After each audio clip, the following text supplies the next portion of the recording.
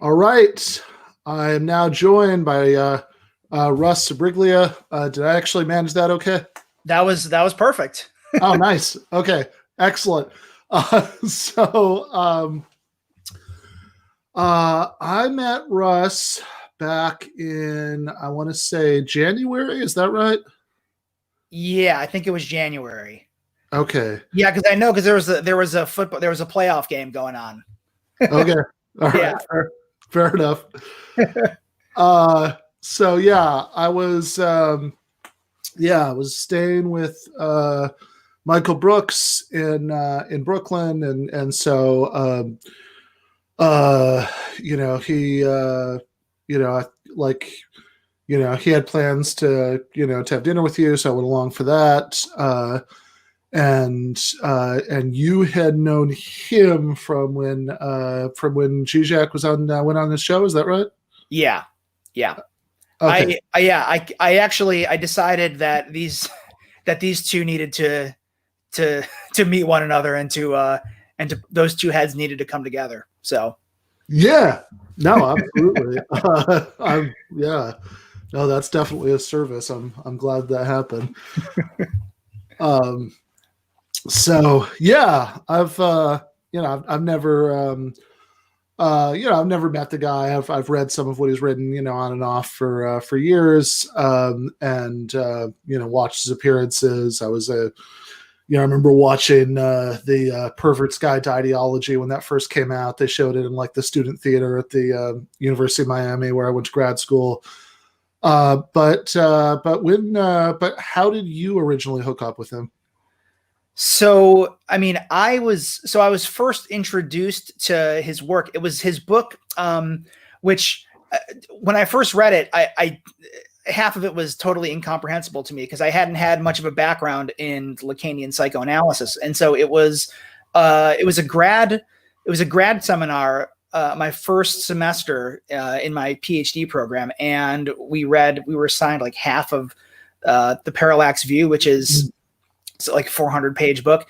And, but I mean, even though I couldn't make heads or tails of half of it, I was, kind of enthralled. And then when I actually saw somebody brought over a DVD of the Pervert's Guide to Cinema, the first one that he did. And then from there on, I was kind of hooked, but I met him at the first, there was a GJack Studies conference I was doing my PhD at University of Rochester, and this conference happened to be at SUNY Brockport, which is about, 40 minutes, if that, of a drive away from Rochester. And I couldn't believe it. It was that close. And so that was 2012. And I kind of linked up with somebody who's close friends with him, Todd McGowan, and just like talking with Todd, who's known Slavoj for, years and years, probably since the mid to late 90s. He introduced him to me, and then from there on we kept in touch and kept working together. So. Okay. Yeah. I should also say that he did, he very kindly wrote the introduction to this book. Yeah. Myth and Mayhem, Leftist Critique of Jordan Peterson, which is, I'm listed as one of the co-authors. I wrote a chapter of it, but it's mostly written by Conrad Hamilton and Matt McManus, and there's a chapter by Marion Trejo also. And I think Conrad was the one who hooked that up. But of course, that's the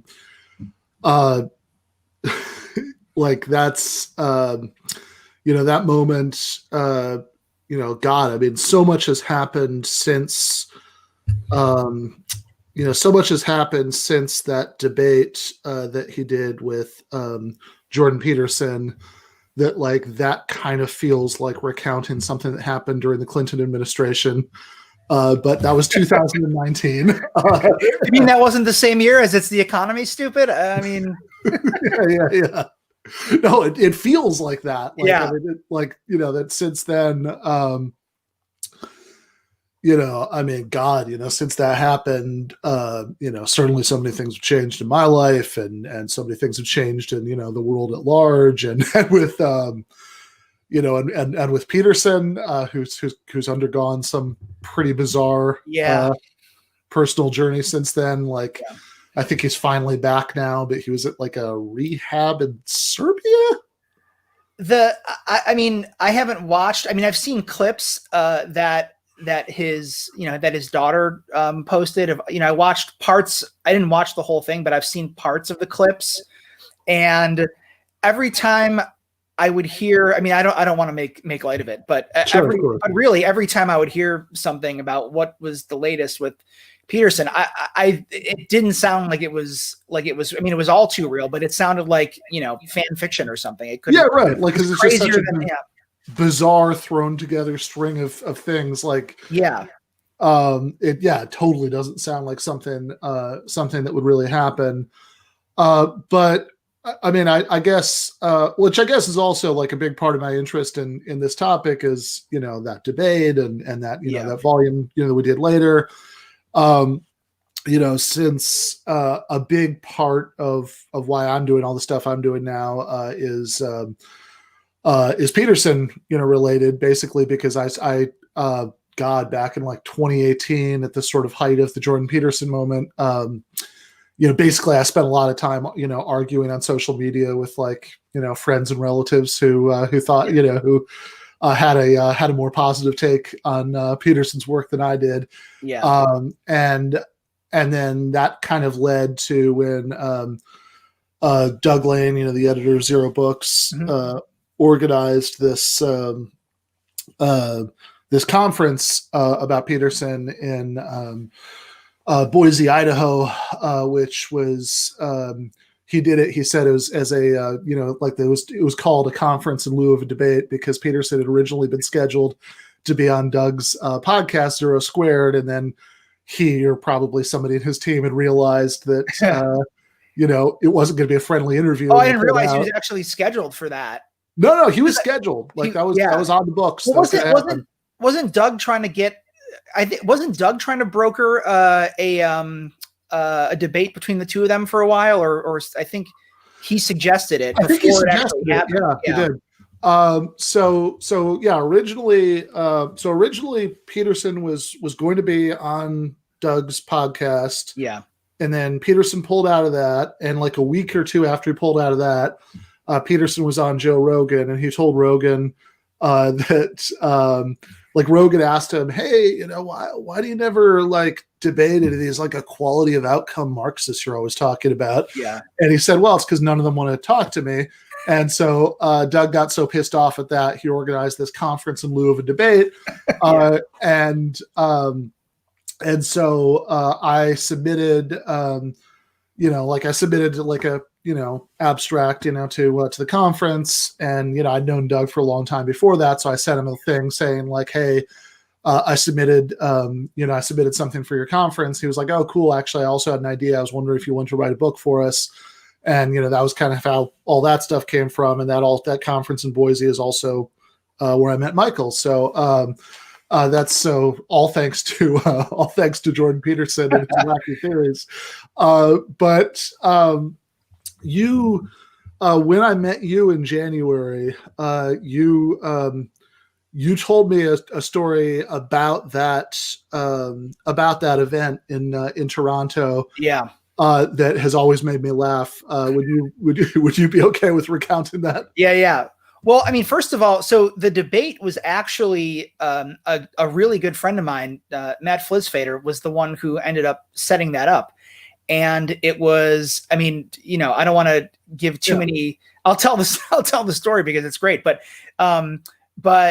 it was difficult to work with Peterson's people because they basically had control over the whole event. And you saw that he had an entire entourage with him that travels with him. And Matt, who is, he's a professor at University of Winnipeg, and he flew in. It also happened to be it was the same weekend as Passover, I think. Okay. So he flew in, but he got there maybe about a half an hour before the event started. But Slavoj and I got there, like Peterson's people wanted us there like 2 hours beforehand. And they just had all these different people keep coming back. It was just literally it was at the Hummingbird Center, or used to be called the Hummingbird Center. I guess it's the Sony Center now in Toronto. And like I'd seen like Foo Fighters there like 15 years ago or something, like 20 years ago.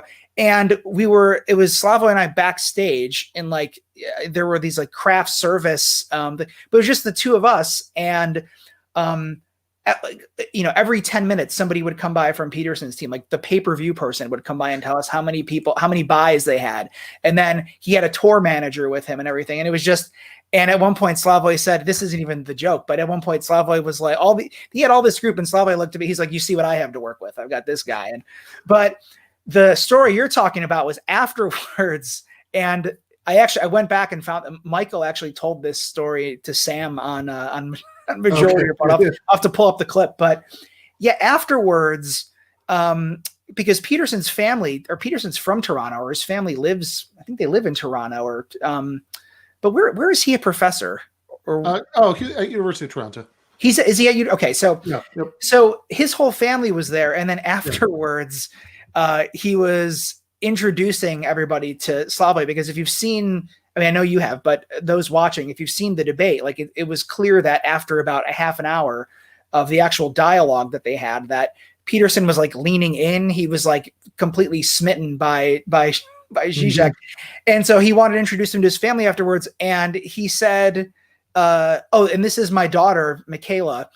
And Slavoj didn't know anything about her aside from the all beef diet that they've been doing. And so he didn't mean this at all irreverently, but he said, "Oh, this is my daughter." And Slavoj immediately goes, "Ah, the beef girl." And she didn't know. She, like, the look on her face was so surreal though. Yeah. It's so easy to imagine. I mean, basically, if you've ever heard the guy talk, you could imagine how he would say that. He said it so excitedly too. He was like, yeah, it was great.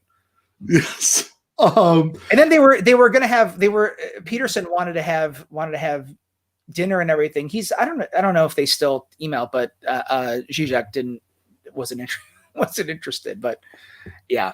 But it was clear. I mean, I love the memes, like what happened, this is what happens when you debate Žižek, is you end up, I don't know. Yeah, right. Yeah. Right. Like my favorite was there was a meme that was going around for a while.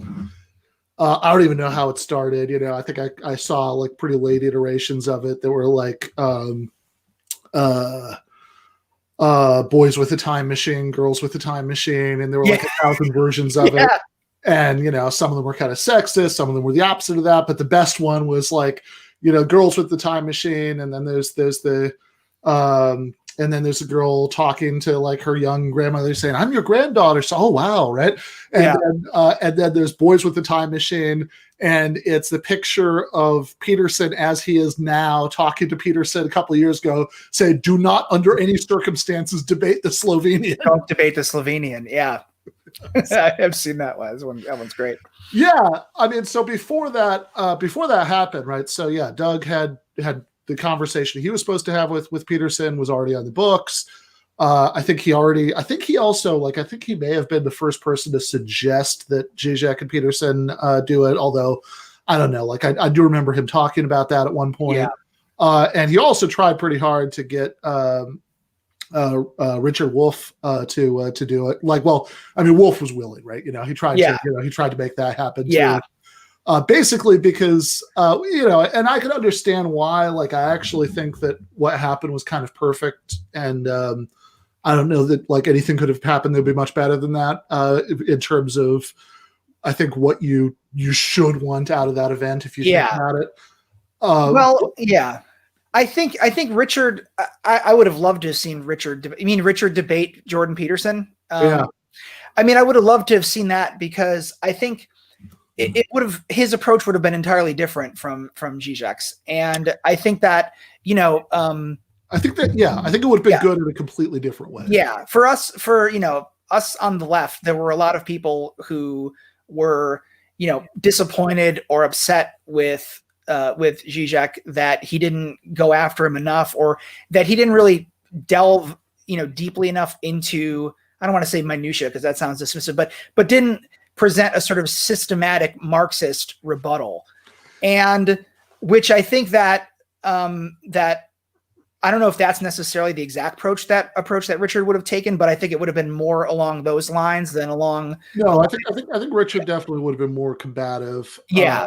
And that would have, and look, I'm sure that's why Peterson didn't want to do that one. He was certainly aware of it. There's a clip you can still find on YouTube of him responding to the debate offer, and doing all of the stuff that he does where he where like he wildly conflates any form of Marxism with like Pol Pot, and although it's also kind of funny, right? Because even though because that was his stated reason, right, for not doing the Wolf debate, that because he starts like rattling off all the crimes of Stalinism, and he says this would be like debating a Nazi, basically.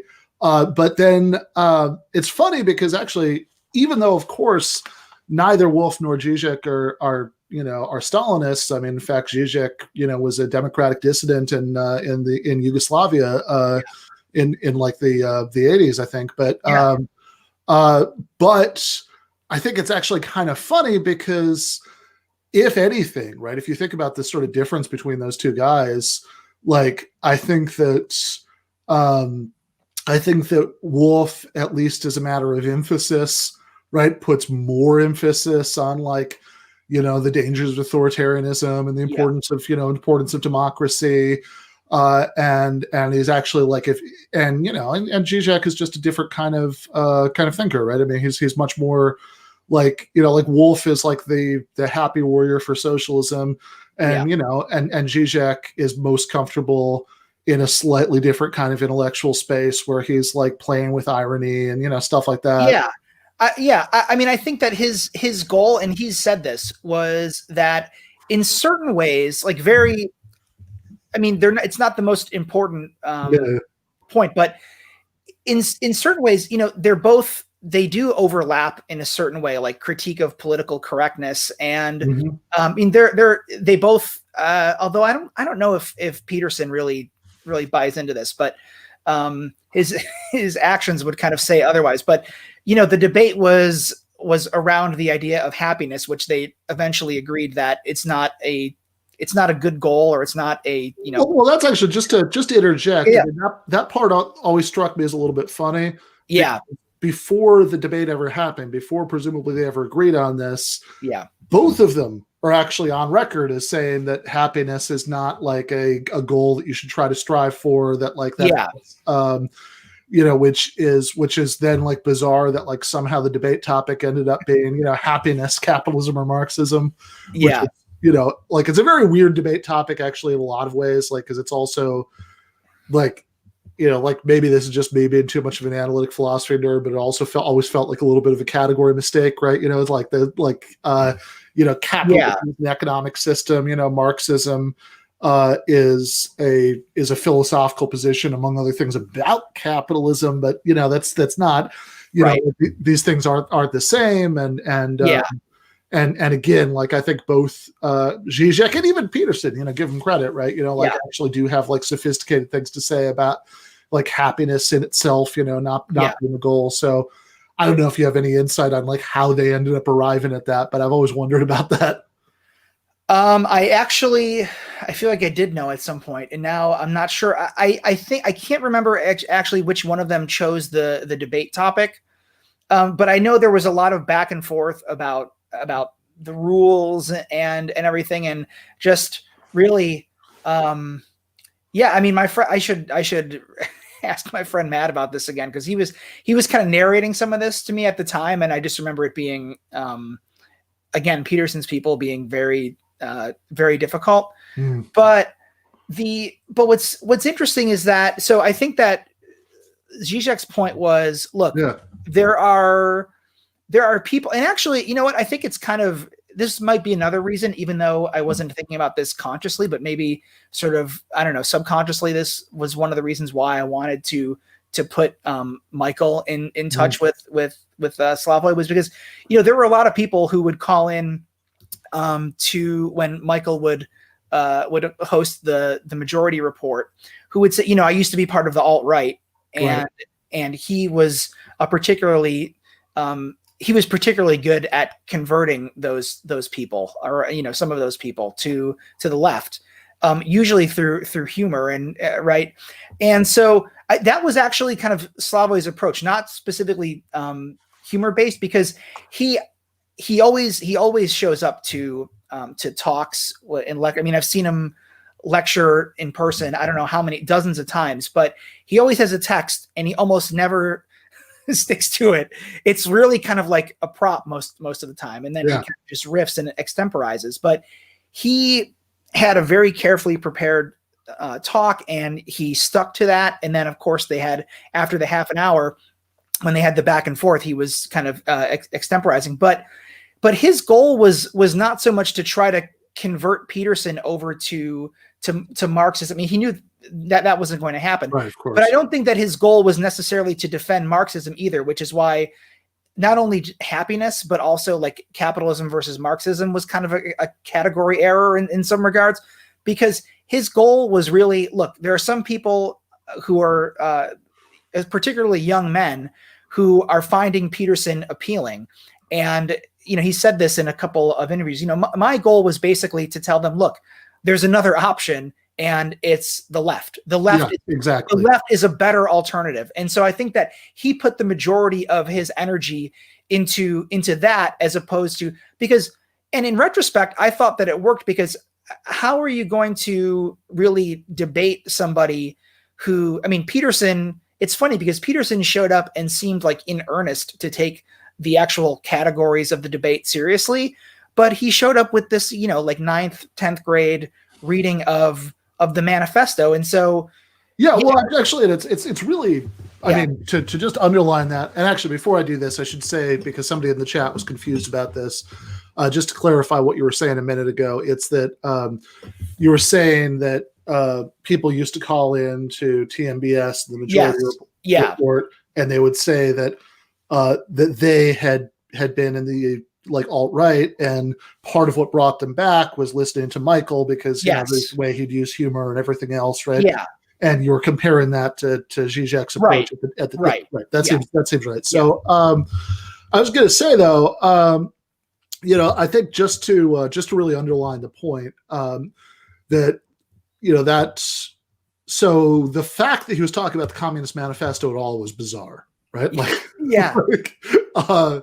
you know, because by his own, you know, well, one, right, like the sort of big thing that was like astonishing about it at the time was that Peterson had, I mean, the reason that Doug wanted to debate him, the reason that you know, Richard Wolff wanted to debate him, you know, the real like is that Peterson had been going around for years at this, you know, like, you know, for years as one of the sort of loudest criticisms of what he called Marxism, or sometimes postmodern Marxism, or whatever sort of Frankenstein thing was in his head. And then he shows up at the debate, and he admits at the beginning of the debate, right, that he had not read, that he reread the Communist Manifesto, and that was the first time he'd read it in decades, since he was 18. And I guess it's technically possible, but I think it's pretty safe to say, you know, the Communist Manifesto, like, guess I don't have it here, but like, just for the sake of comparison, right, like a book like this, right, this is actually thicker than the Communist Manifesto is. And he didn't show up having read the Grundrisse. I don't think he was pouring through the Grundrisse if he hadn't read the Communist Manifesto in decades, despite taking an intense interest in criticizing Marxism. He's like, oh, let me look back at these 1844 manuscripts carefully. He was too busy on the economic and philosophical manuscripts. That's what happened. Read them out of, So, so that itself was like astonishing. Like in some ways, it sort of felt like, if we're going to use this terminology, you know, winning, losing, whatever, like, like he kind of lost in the first minute when he said that. But then, like, also more immediately, you know, you would think if you were going to debate Žižek, then you would read some Žižek. Some of his stuff. He also, I mean, at least he copped to it, like right at the beginning, like, you know, I forget what exactly, I haven't watched it in a few months, but, you know, something like I haven't had a chance to read through, you know, Professor Žižek's No, he says that right at the beginning. Yeah. Remember that, right? He was like, oh, basically, he was like, oh, these books are too long. And it's like, well, okay. One, not all of them are. Yeah. Two, how much are you getting paid for this? Come on, like take some time and do some reading. Yeah. And three, like, okay, at the very goddamn least, you could like spend a weekend watching YouTube clips or something, just to do something rather than like, being surprised when GJack like has some idiosyncratic combinations of views or like disowns the Soviet Union or like he's basically acting like somebody who would like was just hearing about him for the first time. And I think that like I don't know what he had been familiar with beforehand. If I had to guess, I think the reason that like basically the reason he didn't want to debate Richard Wolff and he was willing to debate Slavoj Žižek is that he probably thought, okay, look, here's this like guy who, has this like kind of amusing persona, right? And he, he looks disheveled and he says funny things and he has this accent. And so probably like, nothing he says to me, is going to be that bad or make me look that bad. Whereas like, I think he was probably worried that, that somebody who was more of a straightforward polemicist like Wolff, that would be very bad. And like, I do think, people were criticizing him, like you said, for his approach to it. And like, so there was like an article in Current Affairs by Benjamin Studebaker. There was like what Žižek should have said. Right. I remember that one. Yeah. There were like a few things like this. And it's like what people like Studebaker wanted Žižek to do, don't get me wrong, is something I would have thoroughly enjoyed watching, right? Like obviously I would have taken some pleasure in that. Yeah. But I think that but since, like you said, right, like anytime you debate anybody, right, like the goal is never to convince the other person on the stage because that's just not going to happen. Yeah. The goal is to make anybody who does happen to be persuadable in the audience, think twice, at least plant some seeds of doubt. And what is going to plant those seeds of doubt is just going to be different, right, depending on who you're talking to. And I think that Žižek made the correct calculation that people who are Jordan Peterson fans, some of them are, right, but for the most part, and the ones they most likely to persuade, that like these guys, like these aren't hardened reactionaries.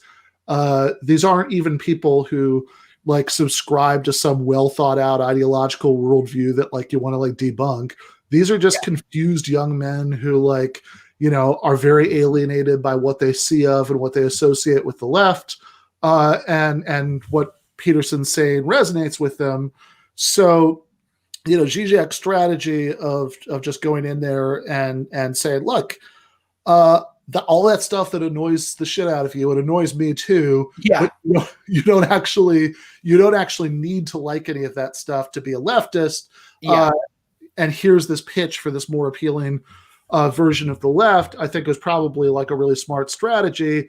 And then it was just kind of like, the whipped cream on top that Peterson was, was making so many own goals that like, And I think that he did. I mean, Žižek did land some good hits on him when they were actually started, debating. And I think, first of all, the structural point about, cleaning your own room, when he said, what are you going to do if you live in a place like, North Korea? You're going to tell somebody to clean their room, magically resolve all the problems. And I think that's really, that's there in Žižek's work. I mean, anyone who's read him knows, but I'm just thinking of, one example, his short book on violence. Mm-hmm. And he basically says, it's perfectly fitting. It's a great, I'm actually going to teach it next semester because it's a great book for this time in, not just in the country, but globally with,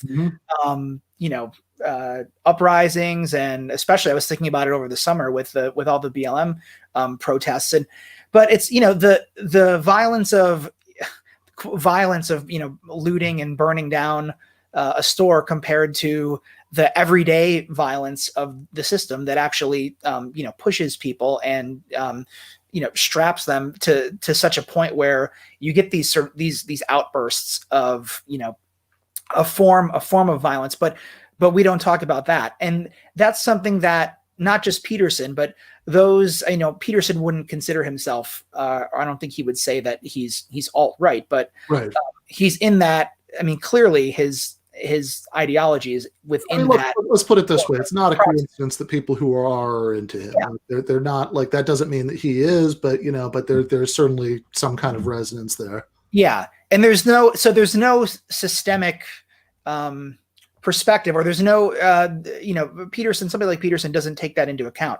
But even better, I thought, to your point, and this I think got the most applause in the room, being there, but then also afterwards, with regard to, Peterson's use of this term, postmodern.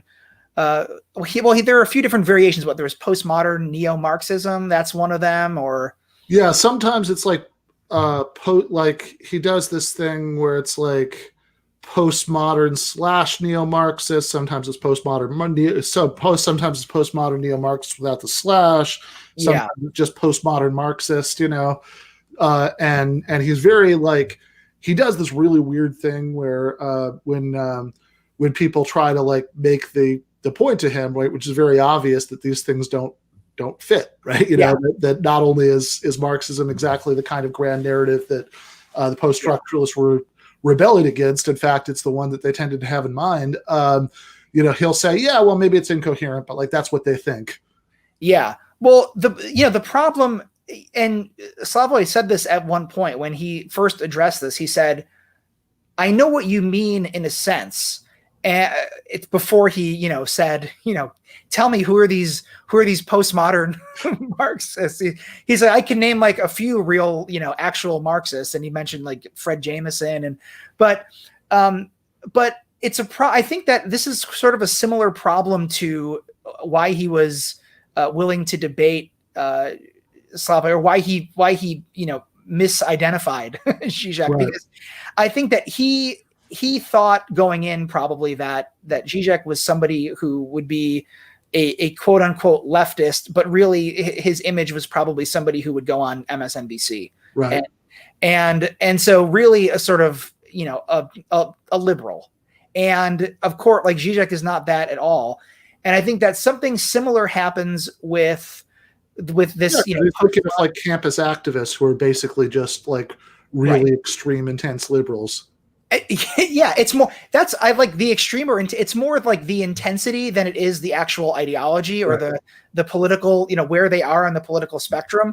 Yep. And I think that there is, because I mean, you would know this too, but I'm an Americanist by trade and American literature studies, and there are a lot of people who consider Marxism, postmodernism as being sort of not necessarily compatible. It's not so much postmodernism, but who consider what they're doing or their sort of theoretical apparatus Marxists, when in a sense it really is more culturalist.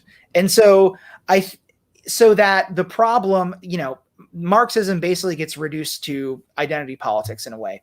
And so I think that Peterson actually, if he's seeing that, then I understand where he's coming from, not necessarily with the term postmodernism, because when Žižek asked him, the two figures that he mentioned were Derrida and Foucault.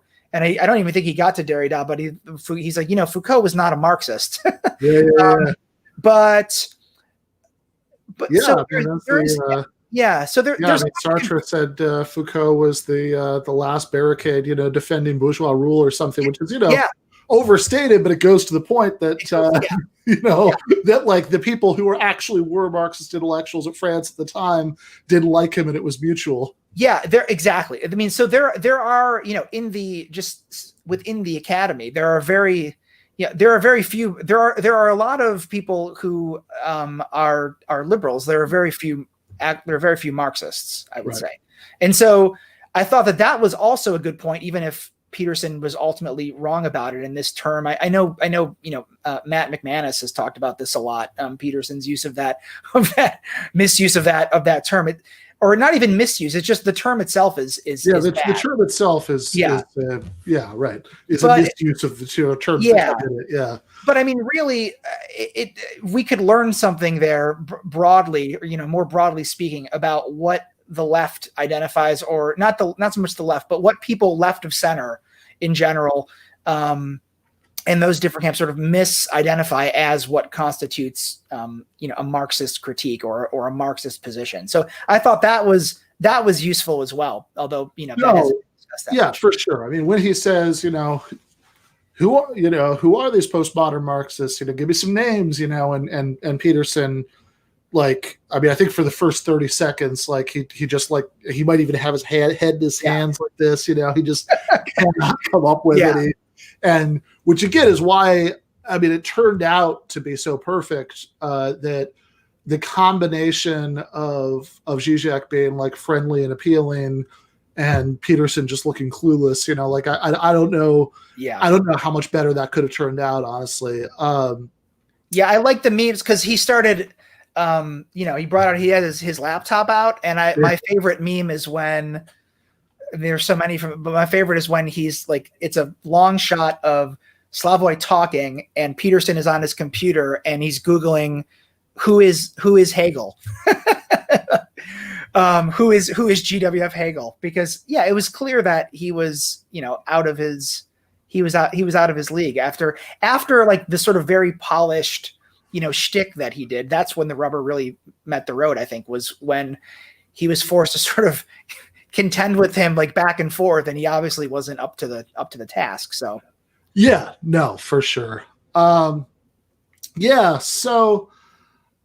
I mean, I think, like thinking about that actually, like, as an interesting, like, kind of jumping off point, as much as I'm tempted to just sit here and, bash Peterson for the next hour. Cause like, I've got shit to say, but, obviously, but, to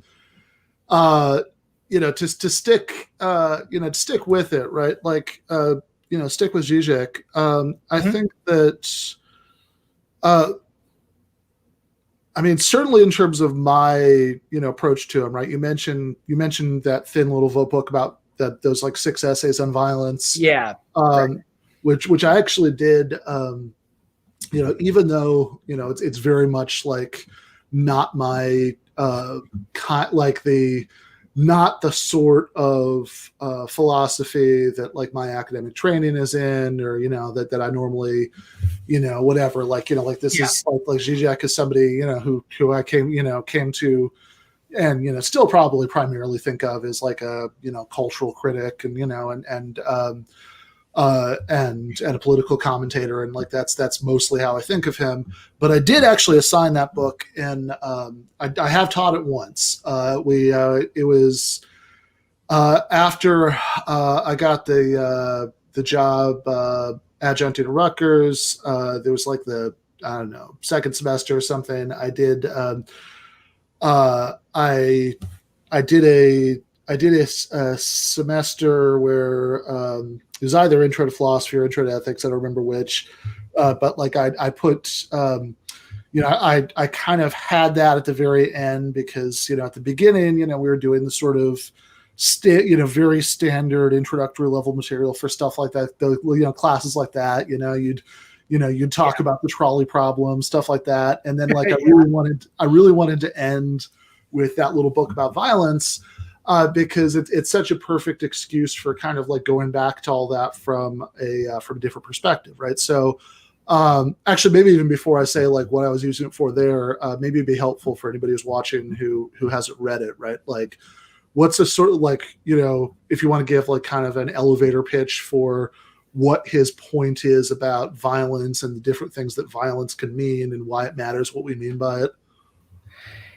Yeah, I mean, basically, now I haven't looked at it in a while, but he talks about and he's been criticized for this a lot, was this idea of divine violence, which he takes from Walter Benjamin. So that's one element of it. But I think that, like in large part, if I'm remembering correctly, he treats violence as a systemic issue as opposed to as sort of everyday, or no, he treats it as a sort of everyday systemic issue as opposed to, when you turn on the news and you see rioting and like that's violence. He's trying to get us to rethink what violence means. And the larger, now I have to go. I think what you just said is right. I mean, certainly that's what I remember from there too.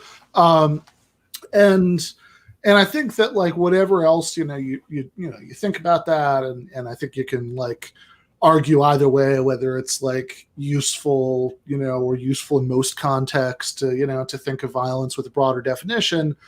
I think it's extremely useful exercise to think of it his way, at least sometimes. I can give one definition. So he has this isn't a full chapter, and this is in a number of his books, even in the Parallax View. I think he ends his like gigantic 1,000-page book, Less Than Nothing, with it. The irony of a phone book size book being called Less Than Nothing.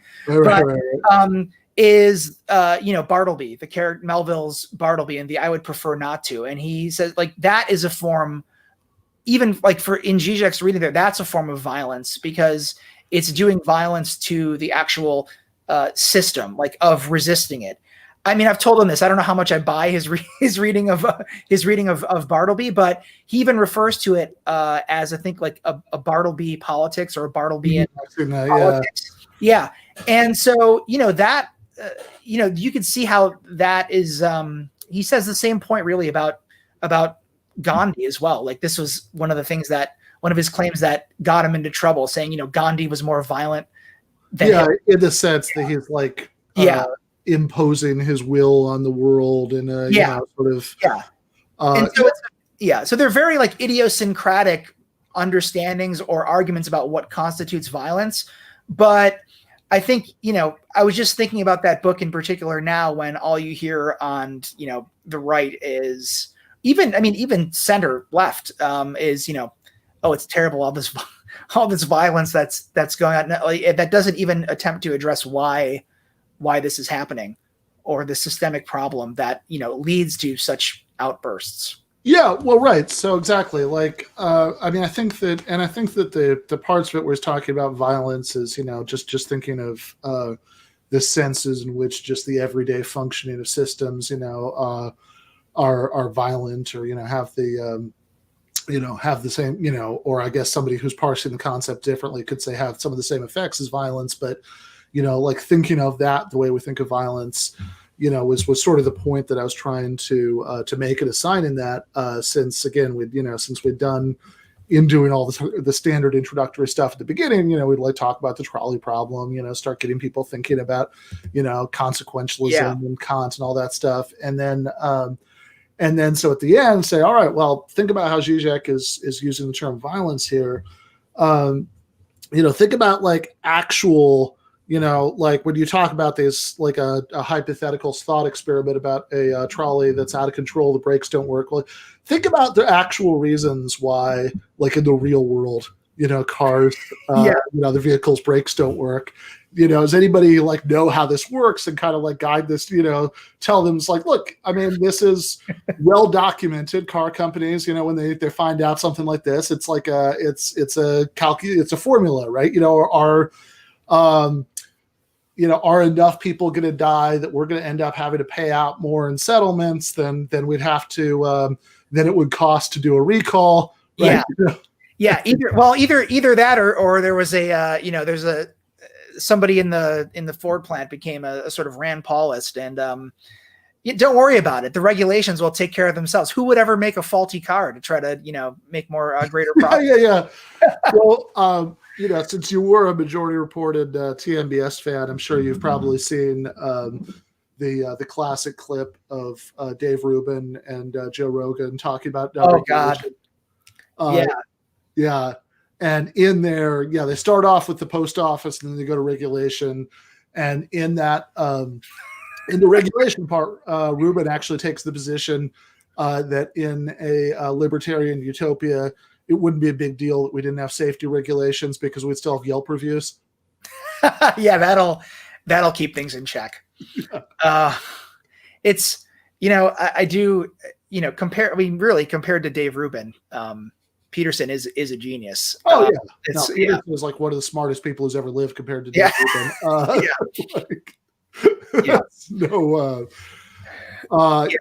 No, I mean, there's something about the way that like when Rubin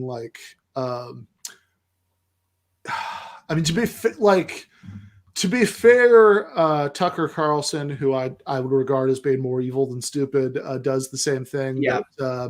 But like when Rubin like does this thing where like, especially like when somebody else is talking during an interview and he's just kind of looking at the camera, where like it's this look that's like a deer looking into oncoming headlights. Like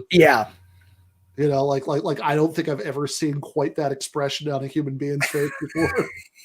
Yeah, it's tough to watch. But yeah, I think that I don't know where I was going to go with this. So we're thinking about like systemic violence. Yeah, right. And I think that that's just something that's missing in general among all of these people around Sam Harris. I mean, who I thankfully haven't heard much from lately, unless I'm mistaken. But I have a little bit, but wrap up and then we'll circle back to that. That's about it. I was thinking the only name that came out. The Sam Harris thing that I've seen lately is there's a clip from his podcast Waking Up that was just going around like a few days ago, and it was basically Harris disassociating himself from the intellectual dark web, essentially because he's embarrassed because the rest of those guys maybe not all of them, but like a bunch of the rest of those guys are like taking seriously like the Trumpist like conspiracy theories about the election being stolen. And so of course, like it makes perfect sense that like this would be where the thing that crosses the line, for Harris, because this, like, everything else, whatever. But this, right, because like this would stop, like this is a problem for like showing his face in polite company, the sort of like the kind of academic and media circles that Harris would like to think of himself in. Like this is just way too gauche. That like that like if these people can't get themselves on the right side of this post-election election drama, right? That's what crosses the line for Harris, right? Who remember, right, has in the past been so eager to associate himself with anybody who he sees as like a victim of the intolerant left or whatever, that like he had Charles Murray on Waking Up, and he defended him in a long debate with Ezra Klein, which is actually also another I don't know how deep it is, but TMBS deep cut, that sound drop that Michael would always do with Sam Harris saying we can't talk about Neanderthal DNA anymore. That's from that Waking Up debate that he did. Harris did with Ezra Klein, where the format of the debate was that Klein kept on trying to argue about the substance of it, right? Like whether there's actually, right, whether this is in fact ridiculous pseudoscience. Yeah. And Harris kept being aggrieved about how we can't even talk about these things. And we can't have this, dispassionate intellectual investigation of them. That's also, if you read Miles' book Against the Web, that's the debate where he got the title of the Harris chapter, which is "The History is Completely Irrelevant." Which is sort of a nice, summary of Harris's entire shtick.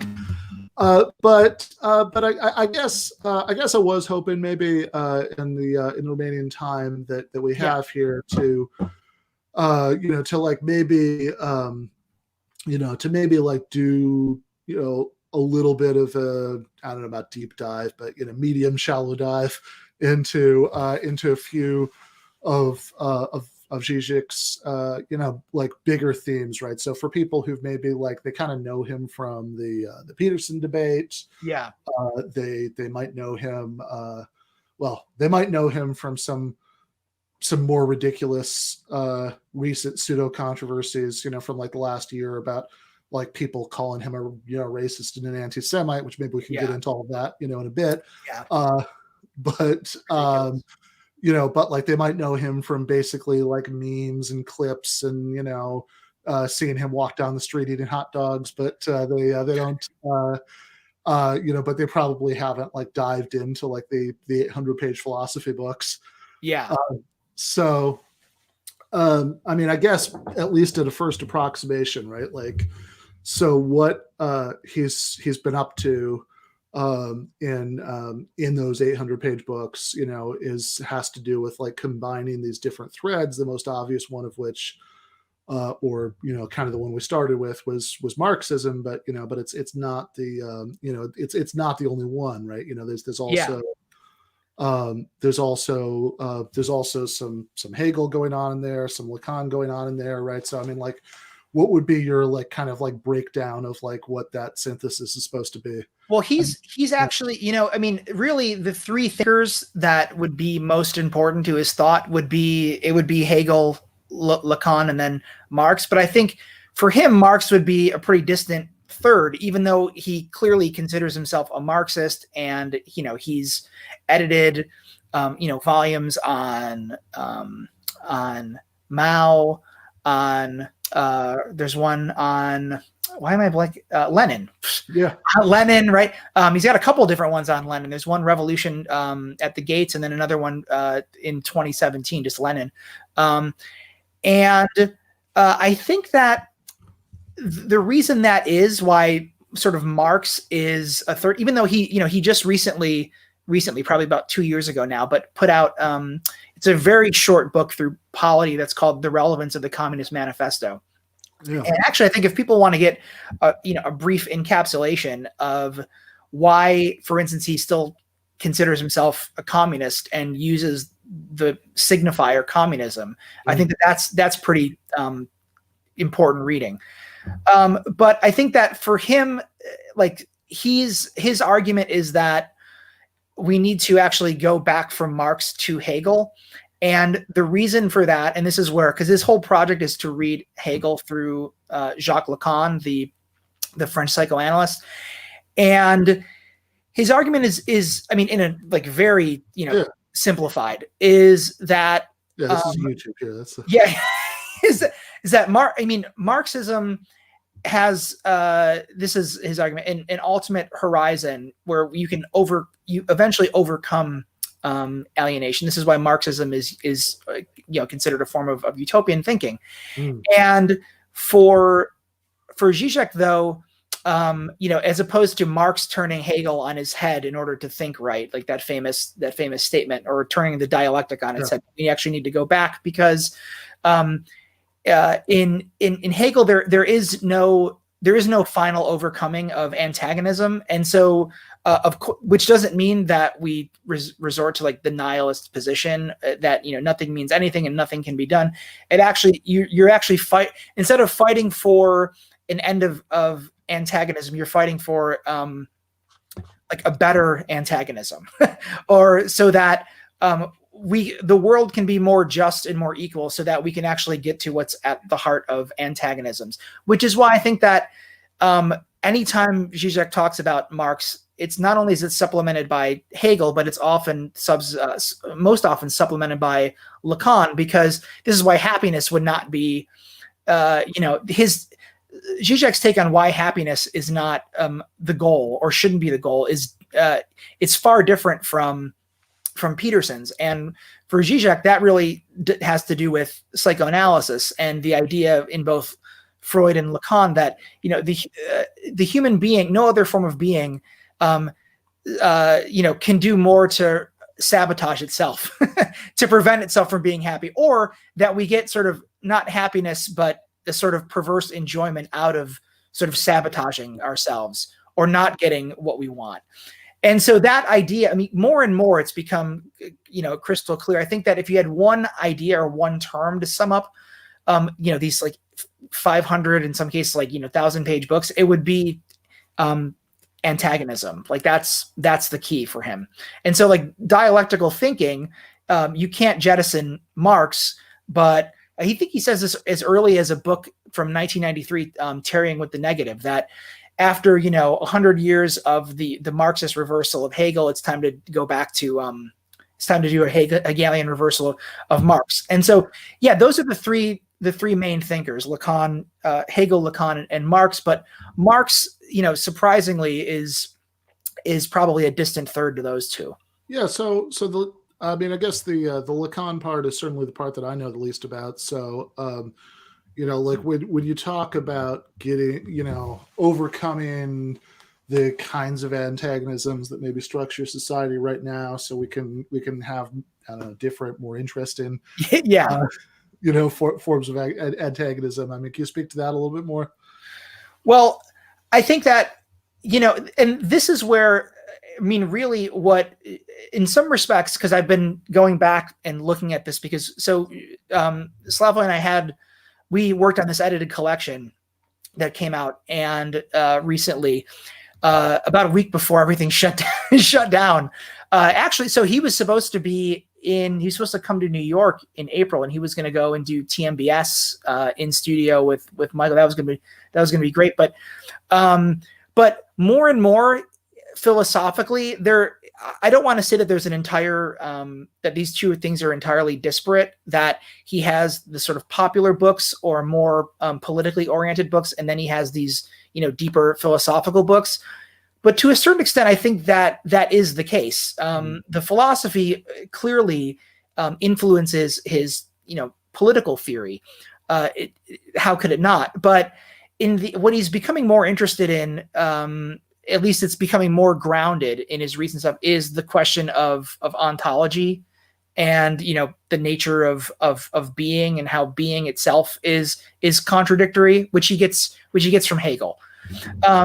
And so with regard to, so I think like the antagonism would actually be, this is why he doesn't say contradiction. He says, or why he didn't say antagonisms. He does say antagonism, but contradiction is also crucial within the self, that the internal contradiction is more interesting, for instance, than in society. But this is why I think that to go back to an earlier point, like why he insists upon the notion of communism or the signifier communism instead of socialism, is that he said we're headed toward greater antagonisms than we've seen before. And he's the climate crisis, which is inextricably linked to the refugee crisis, which we're going to see, crises in biogenetics, but also like he wants to hang on to that signifier communism because he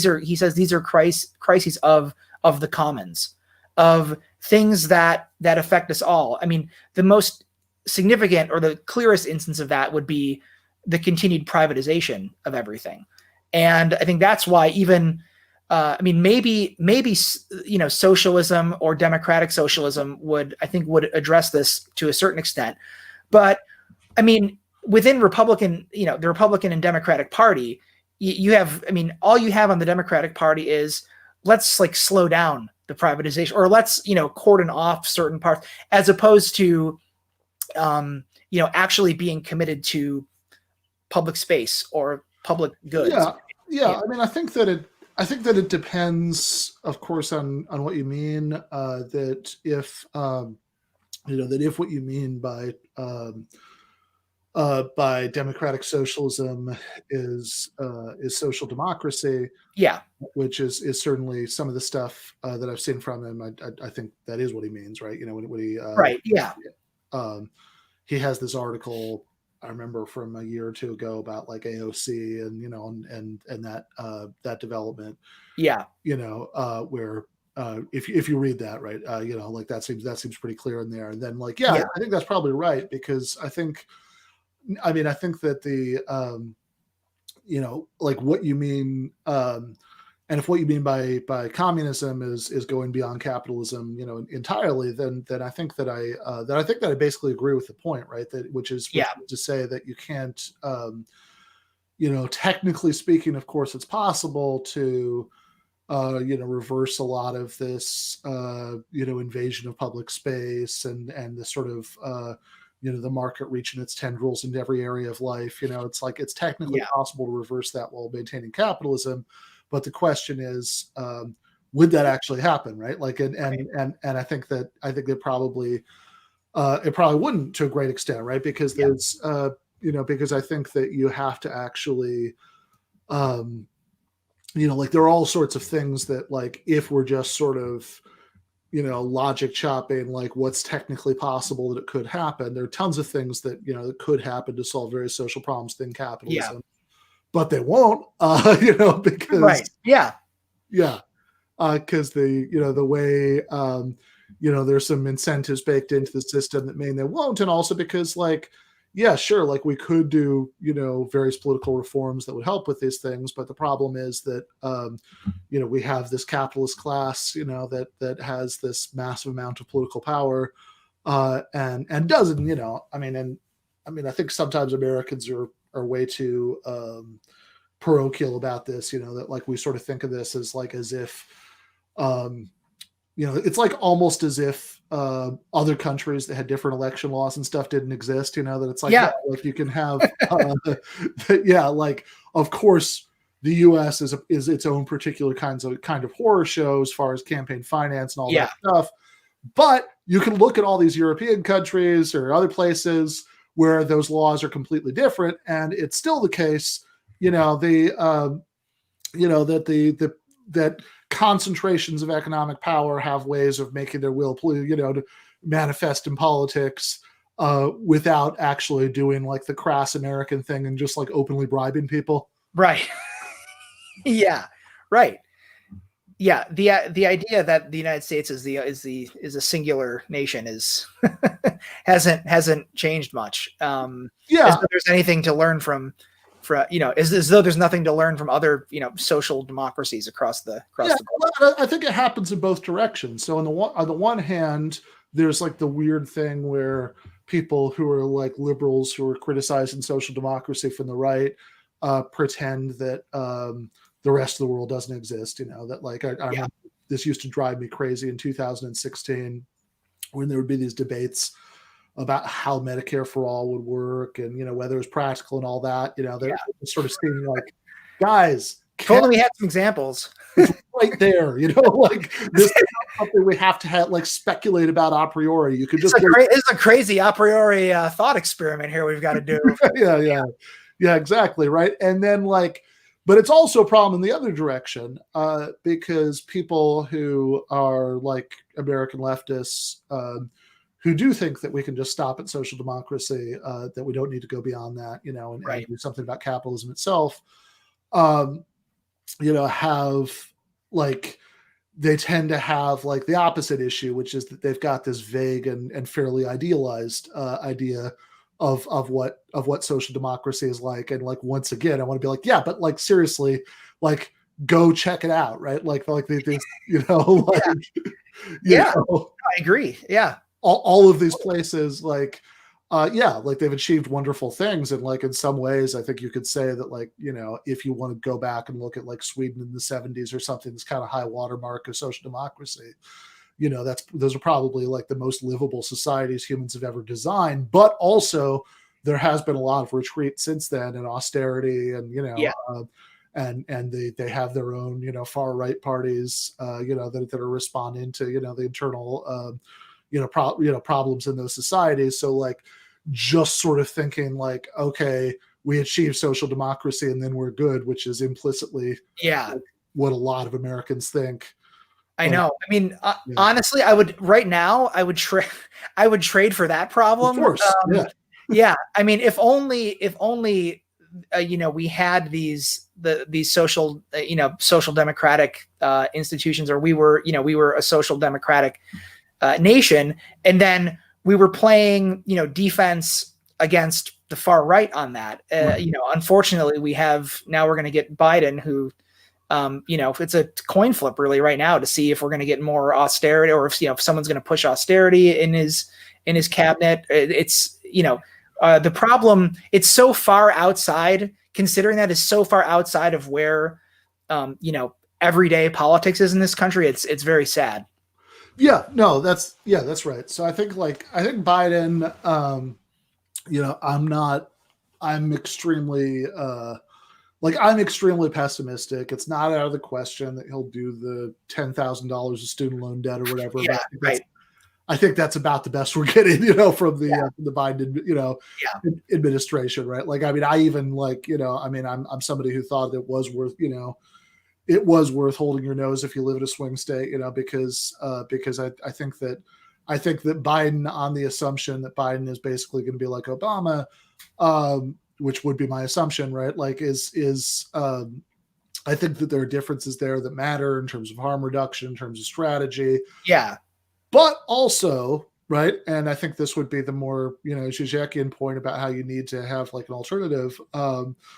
Like, if all you do is replace, Trump with Biden, whatever the short-term harm reduction benefits of that are, like, if by 2024, 2028, right, you don't have something better to offer, all you will have been doing is hitting the sleep button on the alarm clock. So like it maybe buys you some time to build an alternative, but that's all it does, right? Like, you're going to get some, probably the next version of Trump, won't be like nearly as funny or incompetent, No. Yeah. I mean, the lack of humor and incompetence, and I mean, humor related to the incompetence or, derived from the incompetence. It is scary. And it's scary to think that, now it's not looking close. I mean, it's the same electorally. It's the same margin that Trump beat Clinton by, and Biden just surpassed 6 million votes. But, on the other hand, it is scary that it was that close. And it's not like this phenomenon of Trumpism. I mean, Trump himself may go away. I mean, hopefully sooner than later, but Trumpism is not going to go away. And so it is like putting on a Band-Aid. But it is, it's interesting because I'm thinking of, in 2016, Žižek was pilloried for saying, not for saying actually that he supports Trump, but of course that was the headline, but right. He did say, I would vote for Trump. I don't know if he necessarily meant that as a specific, explicitly accelerating the contradictions, but he did say that the goal of that was, or, the hope would be that this would rekindle the left. And from a certain perspective, you could say, well, it failed because Bernie Sanders wasn't right. the nominee this year. But I can't remember in 2008 or 2012 if, not that particular leftists necessarily have a say, but the left now is a force that, can push. To what degree it's successful, we'll see.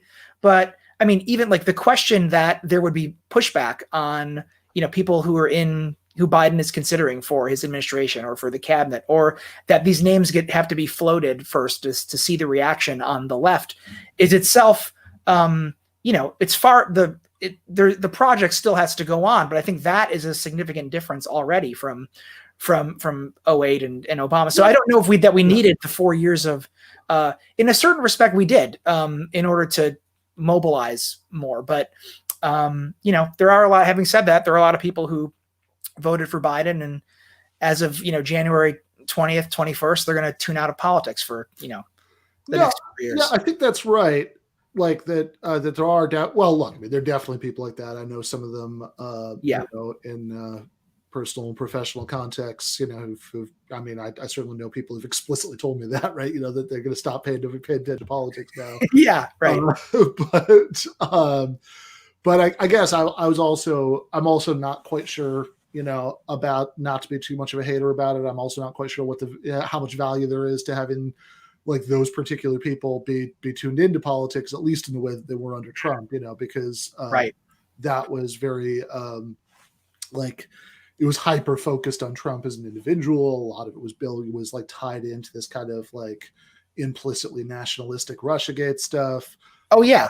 And I think it's certainly true that like now the left is much better off than it was in 2012.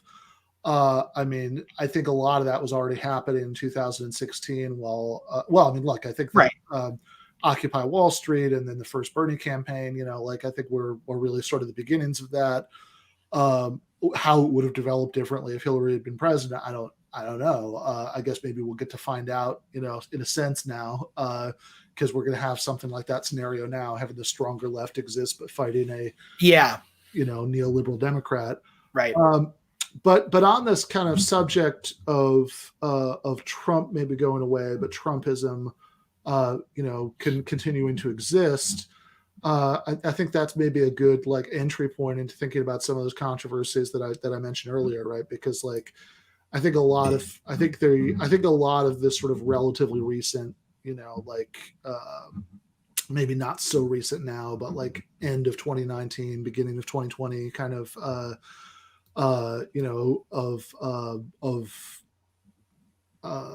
people slamming Žižek was about like a certain way of reading what he's up to and what he was writing partially about the rise of the far right. So so he wrote a book called Against the Double Blackmail. Right.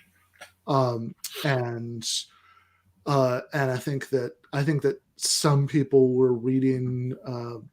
So I think a couple things were going on at the same time, right? One was maybe the more obvious one, or the one that I think maybe people watching this are sort of more familiar with, like why this is nonsense, is that I think around the same time there was some kind of right-wing Zionist stuff about Žižek being an anti-Semite because of his stuff about Israel-Palestine, which is, whatever.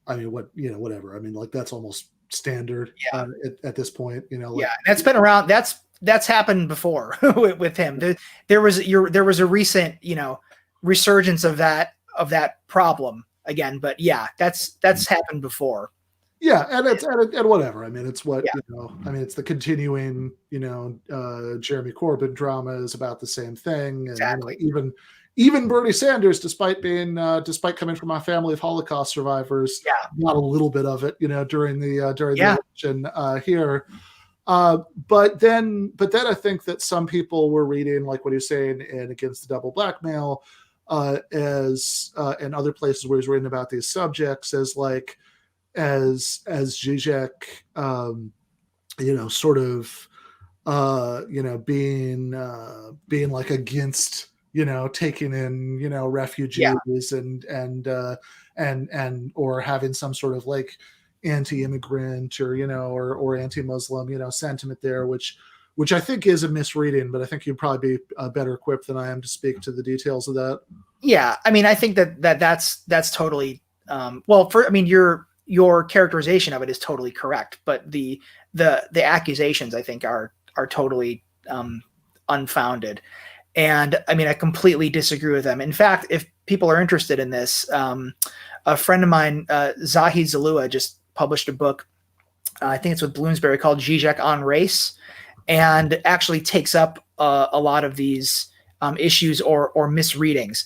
I mean, I can think of one example, and when he talks about like one example to counter this view, and he was talking about the limits. I think it might have been a talk on the limits of democracy, and he was saying about Angela Merkel's decision. Oh, when was this? A few years ago, to take in, I forget how many refugees it was, and people misread this point. He was saying, if you put this to, where he basically was asking, it was a question about democracy.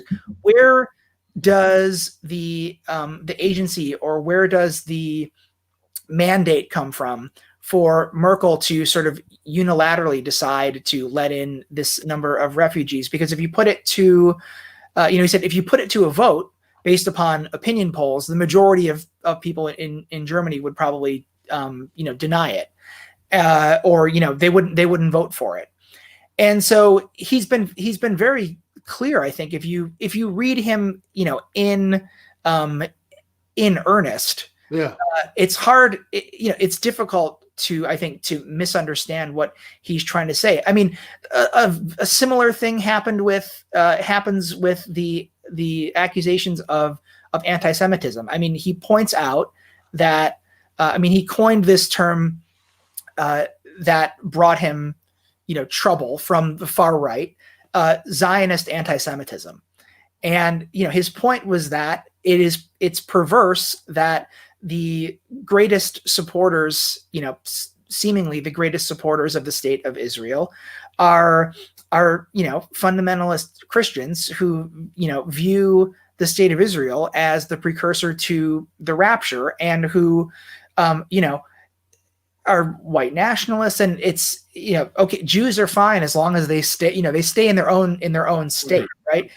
And so the view that it's very similar to what happens to, Ilhan Omar and Rashida Tlaib, and is happening increasingly so with Corbett.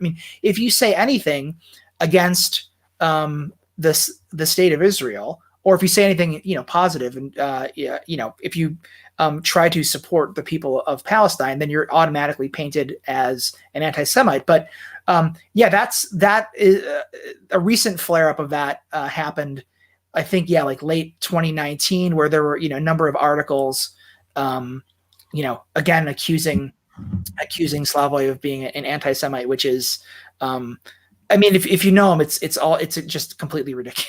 It's completely ridiculous. Yeah, right. I think what's wrong with that one, I think, might be a little bit more obvious. I think that in the refugee one is it's touchy. People say the same thing about their same critiques about his writings on transgender rights, which he fully supports. And if you read it, right. His argument is essentially from the position. This is actually where there's a disconnect between something that he's writing for a popular outlet and his Lacanian framework. And maybe to a certain degree, the onus then would be on him to be more careful about that. I'm sympathetic to that critique. But his argument is from the Lacanian position, like the idea of a sexual identity, any sort of sense of identity is always undermined from within. And so he actually comes out and says that the transgender is like the position of like the sexual as such. So it's kind of like the quintessence of the problem of identity surrounding the sexual. And so, again, like, not to do too much of a deep dive in there, but thinking about this, it does kind of reveal an issue with jumping back and forth, I think, between, these philosophical books that are very, theoretically informed, and then, writing a piece for Philosophical Salon with LA Review of Books, or I'm trying to think of something like The Spectator or something. And so, he runs into problems there. But I think that, again, if you follow the body of work, it's not so much that he's being read out of context, but you need the full context. Certainly the context that you do need, I think, in both the refugee case and the trans case, is really, just a sense of like, okay, do you like this comment or that comment is making? Fair enough. And, look, right. Maybe there's maybe there is room to, criticize either the, either just disagree or criticize the presentation, that is being too, sort of, like trying to put things too provocatively and not clearly enough or whatever. But the context that you do need is like the sort of simplest, like, I'm just gonna like really put on my academic pedant hat here and say like when I'm like sort of trying to help like introductory students, read, like essays that are making like complicated philosophical arguments, right? The first thing I would say is, well, before, don't just try to read this like a novel, right? You need to have some sense of what's being argued for, right? What the issue is, what's being argued about that issue, and then like what the argument is.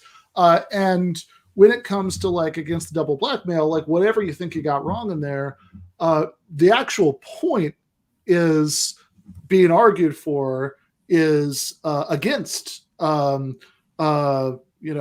anti-immigrant xenophobia, saying we should take refugees. It's for different reasons than some of the ones that were, like he's criticizing some of the arguments being made on his side, but not because he doesn't agree with the conclusion. Yeah. Again, if you go back to, and this is something, right? So that book, and also, what he's written on Israel, like this goes all, if you go back, he has a great early book. One of his best books, I think. I mentioned it earlier. It's from 1993. It's called Tarrying with the Negative. And the subtitle is Kant, Hegel, and the Critique of Ideology. And the last chapter is Enjoy Your Nation as Yourself. But it's a Lacanian reading, but it's a Lacanian reading of anti-Semitism as like the zero level of ideology. And he argues there that anti-Semitism is, and it applies, by the way, and he says that it's the zero level because it applies to anti-refugee, anti-Muslim sentiment, racism, xenophobia, that, it's the fear that the other, in the philosophical psychoanalytics, like the other has stolen our enjoyment. And that's essentially what Trump was doing when he came down the escalator and said, Mexicans are rapists and they're stealing our jobs and Muslims are challenging our way of life. It's that, so there's a way in which clearly like there's a thread throughout his work. And, I agree with you entirely about the context that you need for that is that this is an argument, against these xenophobia, racism, sexism. Yeah, exactly. And like even if you think he's giving, even if you think he's conceding things that he shouldn't be conceding in the course of making that argument, right? Fine, that's a discussion you can have. But like you should be clear on what the actual point is, right? Like what side he's on, what he's arguing for, and similarly with the trans stuff. If even if he's saying that, given his read on the Lacanian psychology, stuff, which is whatever. I mean, I have no idea what I think about something, right? Like, but given where it's coming from on that, that he thinks that this idea that like that there are these sort of like clean cut, like sort of clear, sexual identities, that he wants to that he wants to complicate that he thinks that there's like some of the distinctions, are thought out. And so, of course, I think sometimes people just see, oh, here's somebody who's not sort of approaching this the way we normally approach it, or who's not making the argument the way we make it.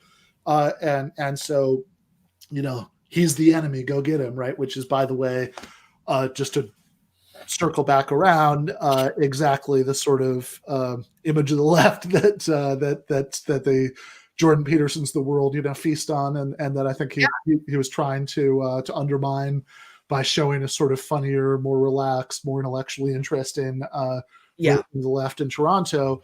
But it's the opposite of saying like what you say is on the trans issue. It's not like he's saying, oh, this is wrong because really there are these sort of like eternal, correct sexual identities that are fixed by God, that being transgender is a violation of or something. It's the opposite of that, I mean, his position couldn't be further from Peterson's there. I mean, to come back full circle, but for some reason, that difference wouldn't be articulated if you just dismiss it as transphobic in the same way that, someone like Peterson clearly is, transphobic and on a level, an institutional level, right? Like, it's the issue that got him, that why he rose to prominence in the first place was refusing to, acknowledge or to want to call the students by, the pronoun that they identify with, they want to be called by. Yeah, no, exactly. And actually like in a fairly literal sense, transphobic, that like, he had these like really exaggerated fears about like, you know, he was going to be, you know, like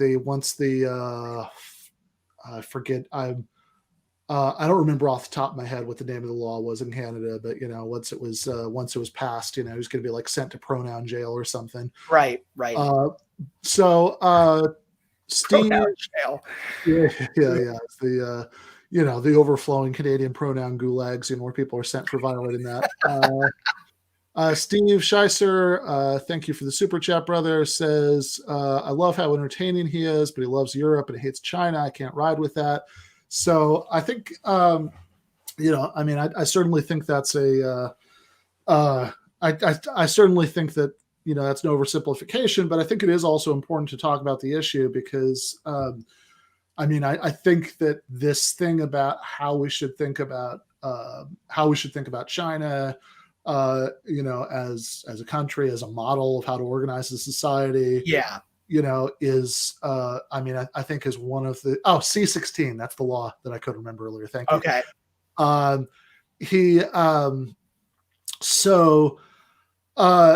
mean, I think this is something I suspect that's going to be like one of the big dividing lines on the left for like the next, like, you know, decade or, you know, maybe like, you know, especially since I think even with Biden replacing Trump, I think we're still probably on a course towards a more confrontational, you know, relationship with China. And I think that, you know, I'll let you jump in a second about like GJack's thoughts about the subject. But I mean, like, I think that that sort of three-way division on like, you know, having a sort of soft kind of left position that maybe shades into liberalism where you end up kind of going along with some of the xenophobia and aggression against China. I think we've seen that from some people. This, like, look, I saw like when Trump wanted to ban TikTok, and there was you know, I saw like Ryan Grimm, you know, who's generally good people in my view, you know, say, oh well, you know, this is an authoritarian government harvesting your information, et cetera, et cetera. And I think that definitely falls into doing that, right? So that's one option. A second option is to, in my view, like make the mistake of thinking that, you know, I mean, thinking that authoritarianism with suicide net characteristics is like a positive vision of socialism, you know, which I think is a political disaster and you know, and just a really confused perspective. And then the third option, which I'd hope for, is say, yeah, look, I mean, we can walk and chew bubblegum on this, right? We could say that this is that, you know, that what exists in China, that sort of very authoritarian, very economically inegalitarian model is obviously not what we want, even if there are things positive and negative that could be learned from it. But also, like, you don't actually have to think that it's what you want to be against having a new Cold War with China. You know, like in Eugene V. Debs' big anti-war speech that Woodrow Wilson threw him in jail for, you know, he didn't say actually the Kaiser is kind of awesome. You know, like I think that we should be more like Imperial Germany. That would be amazing if that was. I'm going to use that as an epigraph. The Kaiser is kind of awesome. Eugene V. Debs, a spurious quote. Yeah, I think, you know, this is a really simple point, but I think like distinguishing between, you know, China, like governmentally or politically versus like the Chinese people, which, you know, Žižek fully supports. You know, I'd have to ask him what his current view of it is, but, you know, his point basically is that, you know, the common point that he makes about China is that, and he doesn't, I mean, not in a sort of geopolitical sense that like, you know, Biden or, you know, anyone in US, you know, foreign policy would turn China into this sort of boogeyman, but in the sense of, you know, and Žižek's been saying this probably for 10 years now, but that, China is a representation of, I'm just, you know, rehearsing his position here, whether or not, I think it's accurate, although I think to a large degree, probably so, but that China shows you that this sort of marriage between democracy and liberalism, or democratic capitalism and liberalism is over, because what China is showing, and he says, you know, give China its due. Like, can you imagine a society in which over the past, in modern times, when more people have been lifted out of poverty than the example of China? Yeah. But he says, it's a new sort of capitalism. It's authoritarian capitalism, for the long time and he brings up the fact that, contrary to, Fukuyama's argument in, the end of history, that that democratic, liberalism, capitalism is the end of history, and these two are wed, that, with China, and he says, it's extraordinarily productive. You see this form of authoritarian capitalism. And so I don't know. And he says, you see, actually one of the first things that he talked about with Michael Brooks when he interviewed him for the first time was Singapore is on the model like that.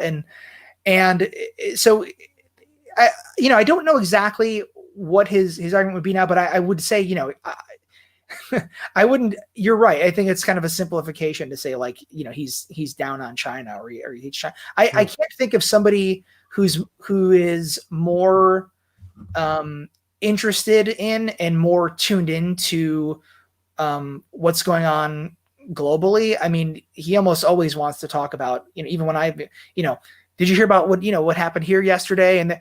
And so I think that, I would just say it's kind of a simplification, but I know where that. Yeah, I mean, so he's probably down. Look, I mean, the sense in which he's down on China is I think, right, that he's down on seeing China as any sort of like positive, like as like, like if that's the alternative, right? Like if our choices are, we can have like American style capitalism or, Chinese style, state, authoritarian state capitalism or whatever you want to call it, right? Like, I think he sometimes will say like capitalism with Asian values or something. He'll refer to it as, which is aside from the authoritarianism, that might be kind of problematic in certain contexts. But yeah, like if those are the alternatives, right? That's incredibly depressing, right? Like we we should hope that we can that we can do better, than either one of those things, right? I mean, I actually, so I'll tell you kind of like a funny story. A couple years ago, I taught in China for a few weeks, just like a few weeks over the summer. It's at Jilin University, which is like up in like extreme northern China, almost with the border with North Korea. And they did this, or still do maybe this International Education Weeks thing every year, where they'll bring in, they'll bring in a bunch of foreign professors, mostly like American and Canadian, to it's all in English, to teach like 1 credit summer classes there for for a few weeks. And I mean, whatever, like it was an amazing gig. I love being there. It's like for one thing, by far the like cushiest teaching gig like I ever have or will ever have, because it's like it's like couple of hours a week, and then like they like put us up in this nice hotel, and I like TAs. Is kind of crazy on that level, right? And it was like it was fun just to be there, and like Chinese food and all this stuff. I'm hoping to do that. We've got, my university has an exchange program with actually, believe it, like with Wuhan University. Oh yeah. And so I'm eventually I would love, because I've not been to China, so that this just no, you should. I would, makes you want to do it all. If it's anything like my experience, I'd strongly recommend it. Right, like I loved interacting with the students. I loved the whole thing, but there's a point where there's this guy there who was like a Swedish like Marxist anthropologist, and he heard that they had that they actually called it like a Marxism department right there at GLN. So he was like super curious, right? It's like, what do you study in your Marxism classes?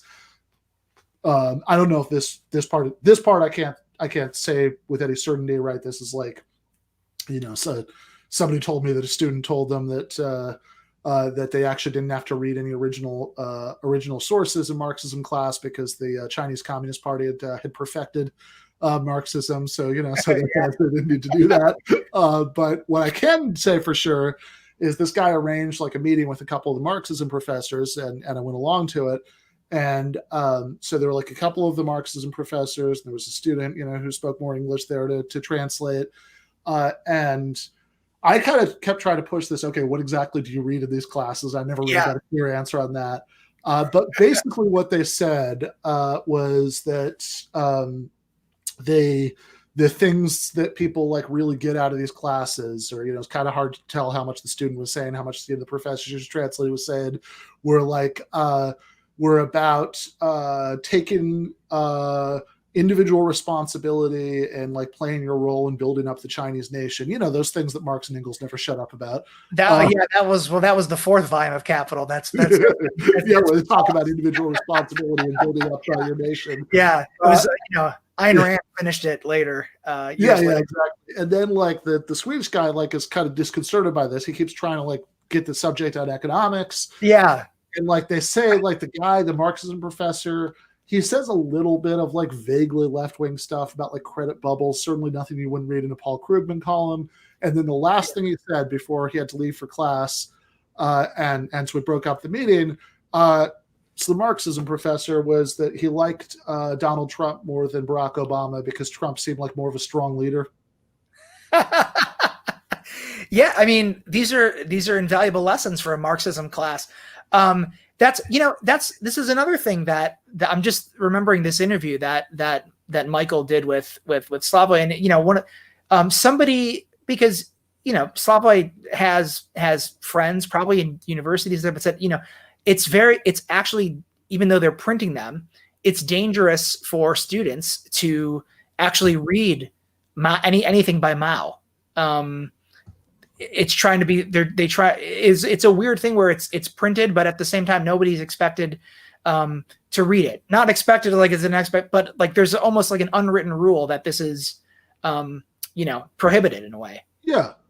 Yeah, right. Because like there are these people who are like, there are these like Marxist like student activists who like take it all, like read all of these like Marx and Lenin and Mao, and they take it all seriously. And so they end up doing things like go into like try to help workers in a factory organize organize an independent union, and then they end up being disappeared. Yeah, it's much more threatening than the Grover Norquist Marxism class. Oh. Yeah, for sure. Somebody in the chat mentioned is the Chinese anime about Karl Marx, which I haven't seen, but I'd be sort of fascinated to see what that's like. But yeah, I mean, I think that it is really. I think that actually the fact that the pandemic happened, so Žižek couldn't come and do the in studio appearance at TMBS is got to be like one of like actually it's got to be one of the two like big missed opportunities about things that it could have done, because the other one that I know I mentioned to you is, since I'm writing a book about Christopher Hitchens, so I interviewed this guy who was a student of Hitchens, and actually also of Žižek at the New School, and like that must have been a hell of an experience. I know, right? And he told me that he actually tried in 2010, around there. Oh yeah, you mentioned this to me. Yeah, he actually tried to arrange a debate between the two of them about the Iraq War. And apparently they were both up for it. Žižek thought that like out of people with pro-war positions, Hitchens had the most interesting arguments, and Hitchens, I guess the guy said it's hard to tell how much he knew about him, but he like referred to him by his first name. It's like, oh yeah, so I'd love to debate Slavoj, that would have been socialists arguing about this, and so that would have been, whatever happened in it, that would have been YouTube gold.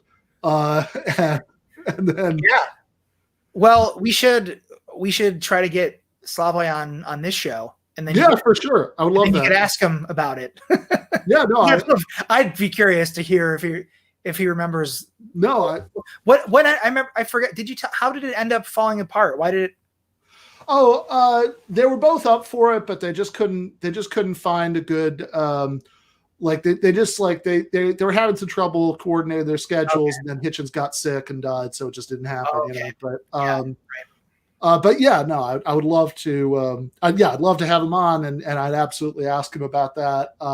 I'd, you know, like I'm always like, so I don't know, like I'm probably like more fascinated by stuff like that than the thing itself deserves. You know, like this guy Walter Block, this like colorful libertarian who I just debated. It's gonna be on the episode that's premiering tomorrow.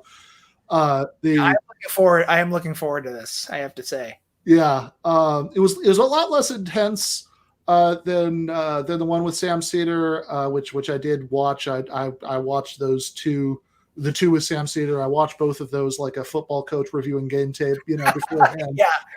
So I was like really going out of my way to be like, you know, let's you know, we can hey, look, you want me to time you? Like, I want to make sure that you don't think you're being cheated out of time, you know, whatever.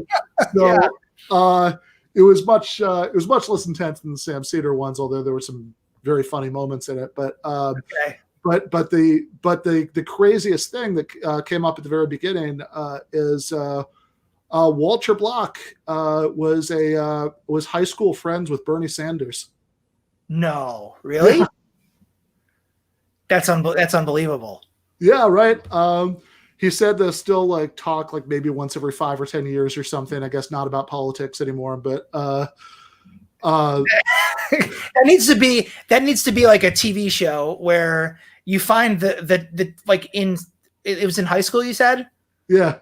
Yeah, in like 11th grade, they each got like a different teacher, and then their paths widely diverged. I would greenlight that. Yeah, that'd be great. Yeah, absolutely. And then like I can just imagine like just, you know, because I was in like, you know, I was in that, you know, Majority Report studio where TMBS, you know, until the pandemic, you know, was recorded so many times, you know, that like I could just like imagine every like moment of like GJack being there and GJack interacting with Griscom and Matlack, and you know, Michael always liked to go out to you know, to get like Italian food after the show, and you know, if he Slavoj wanted to go to Katz's with him and get nice. So that would have been the ultimate power play though, to see who would budge there. Like I think if Michael would have been able to get him to go to the Italian place, but I think they would have ended up going to Katz's, but who knows? Yeah, probably. I think so. I think Michael would have gone along with it. But yeah, no, I am.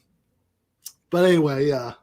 Sorry we missed that, but I am glad that you made that happen. That that he at least did the 2 call-in interviews. You know, yeah. So that would have been a real shame if that had never, you know, never come to pass. Yeah. All right. So yeah. I think you're gonna cut it there for today. Taking up a lot of your time, but no, this was fun. Yeah, thanks for having me, Ben. Yeah, no, thank you. This was awesome.